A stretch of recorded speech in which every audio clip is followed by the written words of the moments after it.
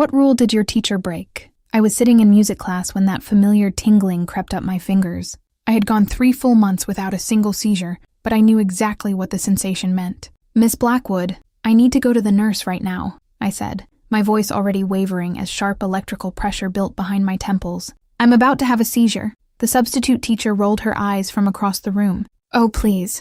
Every kid claims epilepsy these days. It's trendy. No, you don't understand. The prickling heat spread fast from my fingertips up my forearms, my vision starting to speckle with faint static. I gripped the edge of my plastic desk hard, trying to ground myself. Sheet music lay open in front of me, the notes blurring into wavy black lines. Around the room, a handful of other students glanced over, their instruments resting loosely in their laps. Most of them knew about my condition. My regular music teacher kept my emergency accommodation form taped inside her desk drawer. She always watched for these early warning signs, and she would have walked me straight down the hallway to the nurse's station the second I spoke up. But Miss Blackwood was filling in today. She had shown up 10 minutes late, barely glanced at the substitute folder, and clearly had zero interest in student medical concern. Take your seat and participate in rehearsal, she told me sharply, tapping her lesson plan against the podium. I am not sending every dramatic teenager to the nurse because they feel a little. Lots of kids want to skip class. My tongue started to feel thick. I could barely form full sentences. I tried to stand, my legs wobbly, hoping I could make it out the door on my. Before I could take a second step, Miss Blackwood stepped in front of me and gently but firmly pressed my shoulder to force me back down into my. Sit, you are. Stop performing for your friends. Panic flooded my chest. I knew what came next. If I could not reach the nurses, there would be no one ready with my emergency rescue mission. There was no soft floors here, only hard tile and sharp metal chairs. I scanned the room, hoping one of my classmates would. A girl 2 rows over bit her lip and looked away. A boy raised his hand away, then dropped it when the substitute shot him a warning. Nobody wanted to get on her side. I tried one more time, my speaking. Please. Miss Blackwood huffed and turned her back, calling the class back to their music. She acted as if I had already down. The static in my eyes exploded into bright white flashes. My muscles locked up. My pen clattered loudly onto the tile floor. Somewhere far away, I heard a gasp from one of the students. My body convulsed against the hard plastic seat before I slipped sideways and crashed onto the ground. Sounds distorted. Music, voices, chairs scraping, all swirled together into I could not control my limbs. My head thudded once against the base of a nearby instrument stand. Through the fog, I registered chaos breaking out around me. Several kids to their feet. Someone yelled for help. For several long, terrible seconds, Miss Blackwood stood there frozen. She knew what to do. Her earlier sarcasm about trendy epilepsy completely. By the time the classroom door flew open and the nurse rushing inside, the seizure held. I could feel myself being further away, conscious awareness going in and out. The last clear thought I had before darkness was bitter. Her. I had told her exactly what was going to happen, and she'd leave me. When my awareness drifted back, bright fluorescent lights burned into my eyes. My head throbbed and my jaw ached badly. I was lying on the narrow, padded exam cot inside the nurse's office, a thin fleece blanket draped loosely over my shoulders. The sharp, buzzing hum of overhead lighting filled the small room. Somewhere nearby, a phone receiver clicked down into its cradle. Nurse Hale pulled a rolling chair beside the cot, her expression heavy. "You gave us quite a scare," she said softly. "You hit your head pretty hard on that metal stand. We did a quick check, but your parents are on their way to pick you up. They need to get you over to your doctor for follow-up testing." My tongue still felt swollen. I blinked slowly, trying to piece together the fragments of what had happened. The memory of Miss Blackwood rolling her eyes, pushing me back down into my desk chair, replayed sharp and clear in my mind. A hot wave of shame rolled over me. Dozens of kids had watched me convulse on the hard tile floor. Some had taken out their phone. Even if no one posted footage online, the story would spread through every hallway by tomorrow morning. "Did she tell you I tried to leave?" I asked, my voice hoarse. Nurse Hale hesitated, and that pause alone told me everything. Miss Blackwood filed an incident report. "Her account says you were being oppositional and acting out for attention. She claims you refused to settle down in class and the seizure came completely out of nowhere." Anger flared inside my chest. That was not what happened at all. I had given her clear, early warning signs, exactly the way my neurologist had trained me to. She had blocked me from walking out to safety. Now she was rewriting reality to cover her. 30 minutes later, my mom burst through the nurse's office door. She crossed the room in 2 quick strides and knelt beside the cot, her hands brushing gently over my bruise. Her eyes. She did not yell, but I could see the rage simmering. Once Nurse Hale finished walking her through the basics, my mom insisted we go straight to the principal's office before we left. Principal Marlowe sat behind a large wooden desk, fingered, listening while my mom recounted everything I told her. When my mom finished, he leaned forward, his tone calm. He explained that Miss Blackwood was a contracted substitute, not a full-time math. He said substitutes often received limited background on student medical accounts. She admitted she handled the situation poorly, Principal Lowe said, but she maintains she could not tell your warning. Teenagers act out in class all the time. Hindsight makes every... I sat quietly in the chair, listening in disbelief. No one was denying I had a seizure. They were just framing the whole event as an unfortunate accident, not a preventable failure. I pulled out my phone and pulled up my digital medical accommodation plan, the document my neurologist had sent directly to the school district at the start. It laid out my seizure aura symptoms in language. Tingling fingers, visual static. Those were exactly the symptoms I had. Principal Marlowe scanned the document, but he told us the school would speak to the substitute agency, but he would not ban Miss Blackwood from work. There was no guarantee she would not show up again in one of my future classes. He offered a formal apology, but no concrete policy adjustments. No promise to train all substitutes on students. On the drive home, the car ride went. My mom gripped the steering wheel tight, her jaw tight. I stared out the passenger window at the passing suburban houses, my hounding. I had trusted the school system to keep me safe once. That trust crumbling fast. I could not count on random substitute teachers to believe me when my own body sent out danger signals. If Miss Blackwood could dismiss once, another careless staff member could do the exact same thing all over again. The risk hung heavy over me. Next time I might not walk away with only a bruised head and sore jaw. The next morning at school felt strange and heavy. Word of what happened in music class had spread fast. People glanced at me as I walked down the hallway, some with quiet sympathy, others with awkward curiosity. A few kids whispered when they thought I could not hear them. I kept my head down, my backpack slung over one shoulder, the dull ache in my temple still lingering from the fall. My doctor had cleared me to return to classes, but he stressed I needed to avoid situations where my seizure warnings might be ignored again. I stopped in the cafeteria before first period, scanning the crowded room for students who had been present in that music classroom. Most of them sat clustered at the far tables. My hands shook slightly as I carried my tray over. Part of me wanted to pretend nothing had happened, to shrink away from all the attention. But if I stayed quiet, Miss Blackwood could walk back into this building any day, and another student with a medical condition might get hurt. That thought pushed me forward.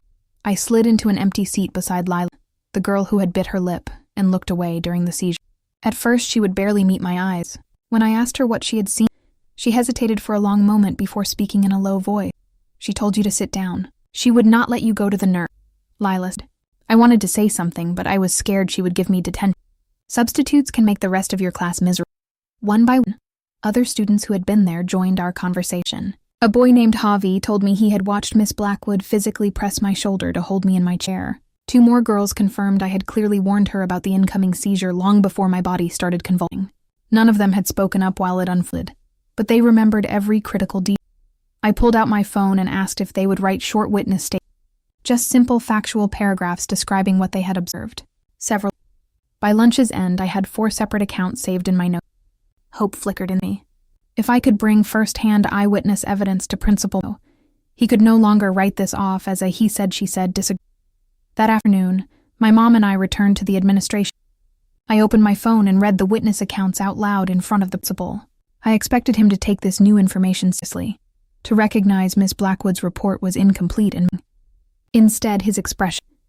Students are impressionable, Principal Mo said. They sympathize with you. Their memories can become influenced by what they think should have happened. These informal texts are not official witness documentation the district's. He further, cautioning me not to approach other students to collect statements. He framed my actions as pressure, warning that I could create conflict inside the... It felt like another form of dismissal.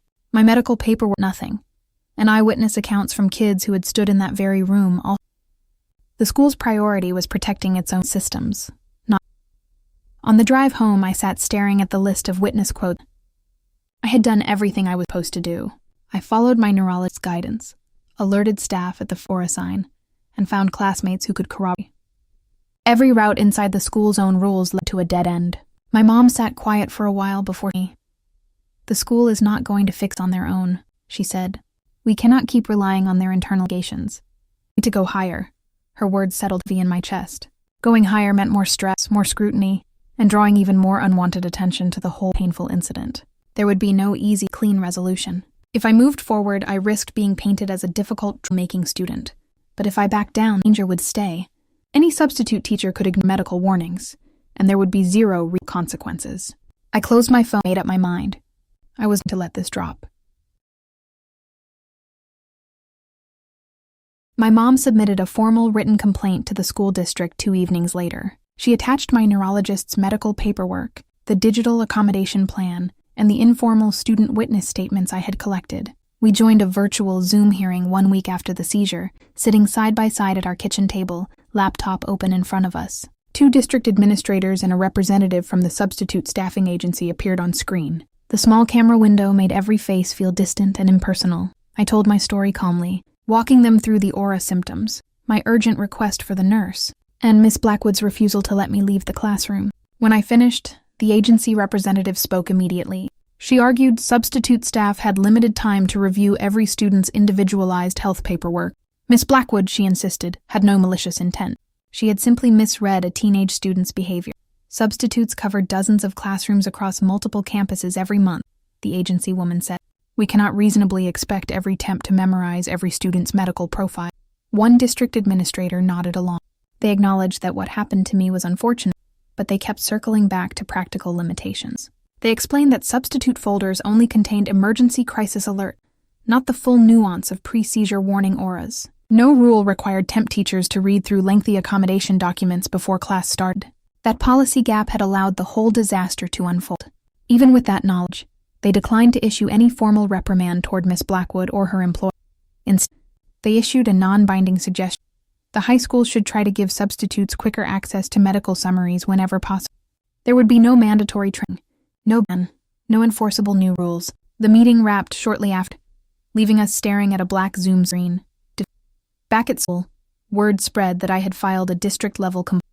Not every student stood with me. Anonymous posts popped up on the school's unofficial social media forum. Some kids wrote that I was overreacting, that I was trying to ruin a teacher's livelihood over one bad moment. A few repeated Miss Blackwood's original talk point, claiming I might have exaggerated my symptoms for a chin. Walking between classes grew uncool. Some students who had earlier given me witness statements avoided making eye contact and afraid of being dragged into conflict. Lila still checked on me between kids, but she made it clear she would not speak publicly. She feared being labeled bitch. I understood her hesitation. This fight was costing me social capital I had never anticipated losing.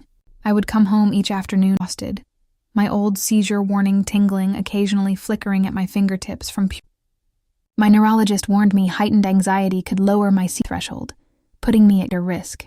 I was risking my own physical health to push. One night I sat at the dining room table, scrolling through the district's public policies. My mom poured 2 mugs of warm tea and sat down beside me. We read page after page of district handbooks, hunting for leverage. Everything we found was vague, full of soft advisory language with very little teeth. The system was built to absorb complaints like mine without me. I thought going with it. I added quietly. I followed every proper step. I warned the teacher, collected witnesses, filed paperwork, sat through the district hearing. None. My mom reached over and rested her hand over mine. Bureaucracy is designed to keep people down. They hope you will get tired away. That was exactly what I want to do some days. I longed to drop the whole fight, return to normal classes, and stop being the center. But I kept imagining another kid with asthma, diabetes, or epilepsy stuck in a room with an unknown substitute, begging for help. If I surrendered, that student would have no one to push for them. All official internal pathways had now been exhausted. There were no more supervisors to appeal to. System. Any next step would take us completely outside district channels, into territory I could not predict or control. The following Saturday morning, my mom drove us 20 minutes across town to a modest downtown office suite run by an education rights attorney. Sunlight filtered through tall, narrow windows, catching dust motes above stacks of manila file folders. The waiting room held worn fabric chairs and a small water cooler, No fancy decor to give the false promise of easy wins. I sat twisting the strap of my backpack, my stomach knotted tight. Up until now, every fight had stayed within the school system. Stepping into legal territory meant everything would grow more serious. Attorney Elena Reed invited us into her private office. She listened without interruption, while my mom and I walked through the whole sequence. The seizure aura warning, Miss Blackwood's dismissal, the fall inside music class, the school's refusal to act, and the hollow outcome from the district Zoom hearing. I laid my phone on her desk so she could read the student witness statement and scroll through my official medical accommodation paperwork. When we finished speaking, Elena leaned back in her chair and gave us the unvarnished reality. Those text message witness accounts were helpful context, but they would not count as strong legal evidence. Students would be unlikely to sign sworn statements, terrified of social retaliation at school. The district could keep arguing this was a tragic miscommunication rather than deliberate neglect. Your medical records are your strongest piece of evidence, she said. They prove your pre-seizure warning symptoms are real and documented. But lawsuits against public school districts move slowly. They cost time, emotional energy, and even with sliding fee arrangements, there will be expenses. There are no guaranteed victories. Her honesty stung. I had hoped she would hand us some magic solution, a single document that would force the district to fix everything overnight. That was not how the world worked. We left the office with homework, collect every email, every school form, every screenshot from the district complaint, and keep careful logs of any stress-related aura episodes I experienced. 2 days later, I stopped by the front office before first period to drop off an updated doctor. Overhearing office staff talking, I froze mid-step. Miss Blackwood was scheduled to substitute for 2 days the following week. She was coming back to our building. The news landed like cold water. All our complaints, all my testimony, and she could still walk these ways. I could end up in one of her classes. Panic pricked at my face. That familiar faint tingling, the very first aura sign, stirred for a few seconds before fading away. I turned and hurried out of the administration wing before anyone could notice my... At lunch, I found Lila and told her what I'd learned. Her eyes wide. Even she could see how unreasonable the situation. Somebody is hurt, Lila whispered. What if another kid tries to tell her? I did not have an answer. That night around our kitchen table, my mom and I laid everything on the table. We weighed downside, more school gossip, months of tedious paperwork, the possibility of losing, the extra stress that could trigger. We also weighed what would happen if we did nothing. Miss Blackwood would keep substituting. The district would keep ignoring gaps in substitute medical training. Other disabled students would read. Elena had told us we could file a civil rights complaint through the state education department, separate from a foot. It would not demand large damages, but it could force the district to investigate and adopt binding policy changes. It was our most realistic. I sat quiet a long while, thinking about that afternoon class, the hard time under my body, the sound of clapping. I thought about kids who might not have parents willing to hard for them, want to file it. My mom nodded. She looked weird but resolute. There was no snappy shortcut. From this point forward, we could not back out. Once the state complaint was submitted, the whole formal process would roll forward on its own timeline. The district would be officially notified, and they would prepare their defense. Miss Blackwood would also receive formal notice of the allegations against her. The calm, quiet high school life I once knew was gone for good.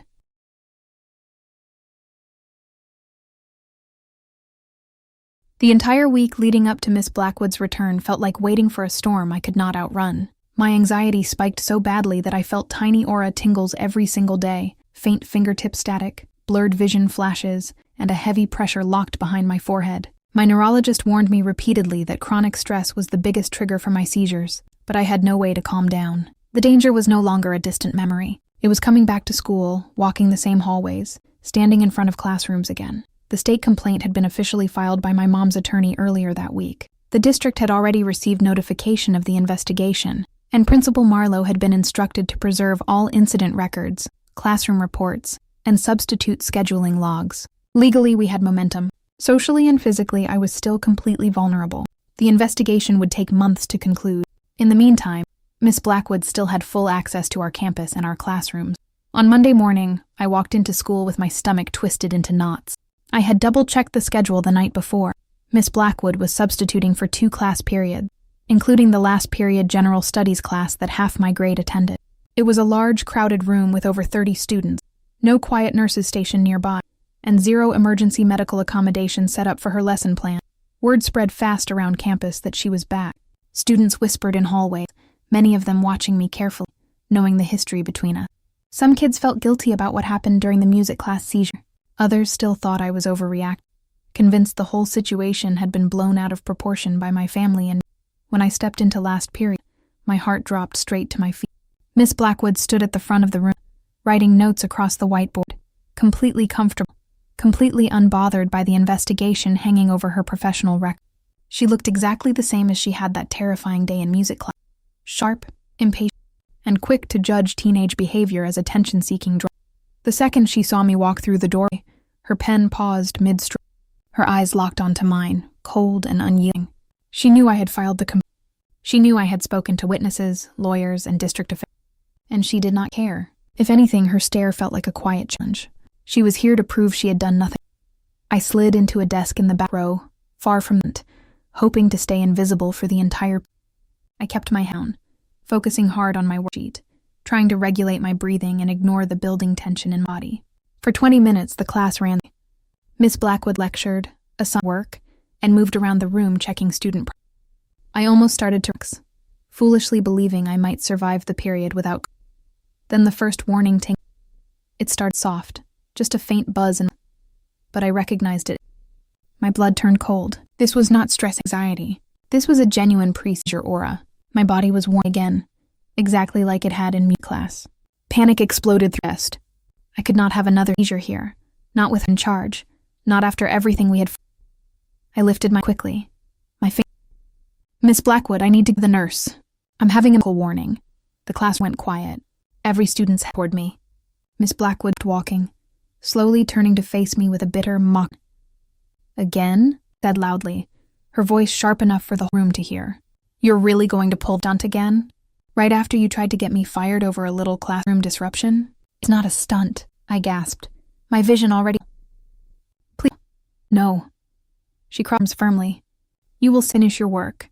I'm not falling for this twice. You don't get to weaponize fake medical issues to skip class and ruin careers. Tears burned my eyes from fear, not embarrassment. I could feel the seizure building fast, stronger this time, fueled by terror. My limbs grew heavy, my thoughts fuzzy. I tried to stand, desperate to make war on my own. But Miss Blackwood marched straight over to my desk. Sit down, she ordered coldly. You are not in this room.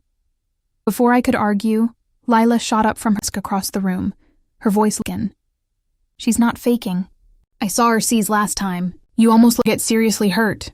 Javi stood up next, followed the other students. One by one, the witnesses from the music class incident defied the room's silence, refusing to be dismissed again. The entire class erupted into chaos, half the room arguing with Miss Blackwood me go. For the first time, Miss Blackwood left her classroom. Her face flushed red in embarrassment. Walked in confident, to dismiss me again, only to have a room full of students contradict the lie she had built. But the victory of being came too late. The static in my vision exploded white-hot. My muscles locked rigid, my pencil clattered to the floor, and my body began to convulse right there in my desk, surrounded by my entire grade. The last thing I heard before darkness swallowed me was the sound of Miss Blackwood's panicked, shocked scream, proof she finally understood lying at all.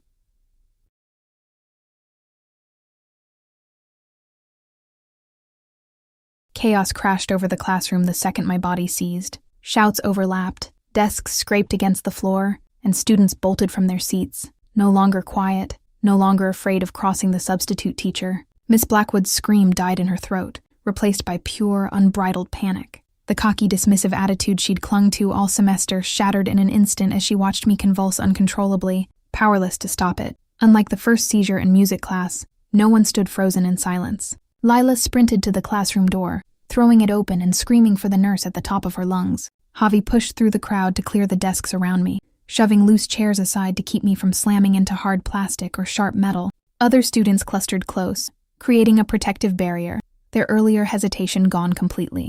They'd watched me be ignored once. None of them would let it happen again. Miss Blackwood stood rooted to the spot, her hands shaking, face drained of all color.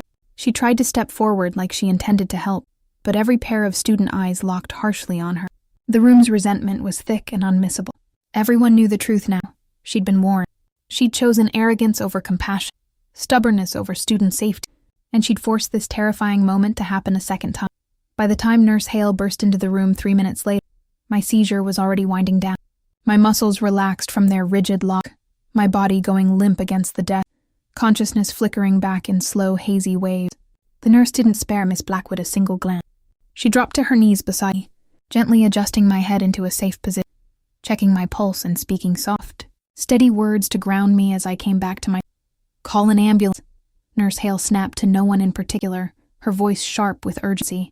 "This is a second severe incident caused by deliberate neglect. I'm not taking any chance."